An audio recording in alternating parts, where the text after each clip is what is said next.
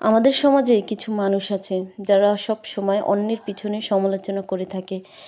এদের কাজই দেখবেন মানুষের পিছনে সমালোচনা করা। আপনার ঘরে খাবার আছে বা না আছে, আপনি যদি খেয়ে থাকেন তাও সমালোচনা করবে, আপনি না খেয়ে থাকেন তাও সমালোচনা করবে।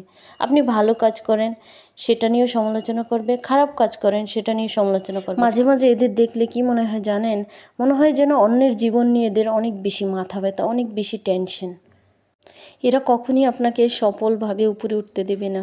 পা টেনে হিচড়ে কীভাবে আপনাকে নিচে নামানো যায় সেই চিন্তাভাবনাই করবে। কথায় আছে না, মায়ের থেকে মাসির দরদ বেশি, কিছুটা এরকমই তাদের বিষয়। তাই জীবনে যদি আপনি সফলতা চান, জীবনে যদি ভালো কিছু করতে চান, অবশ্যই আপনাকে নিজের পথে এগিয়ে যেতে হবে। কে কি বলল না বলল তাতে আপনাকে কান দিলে চলবে না। আপনার সফলতাই আপনার জীবনে সুসময় এনে দেবে। মানুষের কান দেওয়ার কথা বা সমালোচনা কখনই আপনার জীবনে সুসময় এনে দিতে পারবে না, বরং আপনার জীবনে ব্যর্থতা এনে দিবে।